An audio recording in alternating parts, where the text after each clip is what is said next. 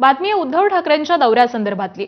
उद्धव ठाकरेंचा फुटीर खासदारांच्या मतदारसंघात दौरा सुरू आहे। आज उद्धव ठाकरेंनी शिवसेनेमध्ये प्रवेश केलेले खासदार संजय देशमुख यांच्या मतदारसंघामध्ये सभा घेतली। या सभेतून ठाकरेंनी बंडखोरांवरती घणाघात केलाय। यावेळी त्यांनी संजय देशमुखांची जुनी ऑडिओ क्लिप देखील ऐकवली आहे। तर पुन्हा यवतमाळमध्ये शिवसेनेचा खासदार निवडून आणणार अशी गर्जना केली आहे।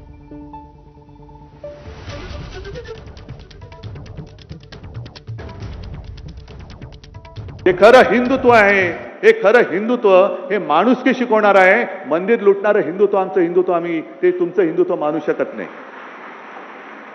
आणि राम मंदिराचा सुद्धा प्रश्न हा पूर्ण देशामध्ये खरा म्हणजे हिंदूंना जागृती आली पाहिजे। आज संजय राऊत यांनी एक चांगला अग्रलेख लिहिला आहे सामनामध्ये। सामना तुमच्याकडे येत नसेल तर सामना.com वरती जाऊन मुद्दामून वाचा। हे मरे मरे जे सगळ्यांनी मोर्चे काढले ना, सकल हिंदू समाज, हिंदू जनजागृती, आता का झोपलात?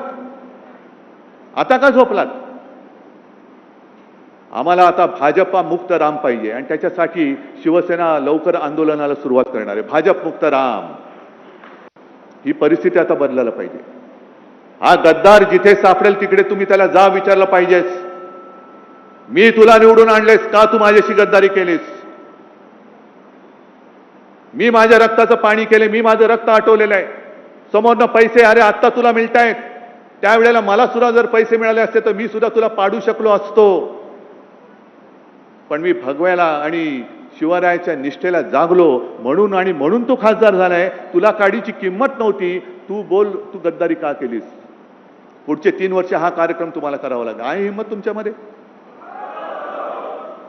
मग आजपासून कामाला लागला पाहिजे पुढचा खासदार हा पुन्हा एकदा आपल्या भगव्याचा कट्टर शिवसेनेचा। शिवसेना एकच, गद्दार सेना म्हणजे शिवसेना नाही। कोणी उपरा आला आणि कोणाचंही नाव कोणाला दिलं आम्ही मानायला तयार नाही, उपऱ्याला मानायला तयार नाही। शिवसेना फक्त एकच, भगवा फक्त एकच आणि त्या भगव्याचा शिवसेनेचाच खासदार 2 वर्षांनी 3 वर्षांनी, कारण हिंमत तर होणार नाही राजीनामा देण्याची। जेव्हा केव्हा निवडणूक होईल तेव्हा परत आपला खासदार निवडून आणण्यासाठी आजपासून तयारीला लागा। आहे तयारी? जरा जोरात सांगताय? नाही, एवढा जोर आला पाहिजे की छप्पर उडाला पाहिजे, दिल्लीपर्यंत पोहोचला पाहिजे हा आवाज। बोला।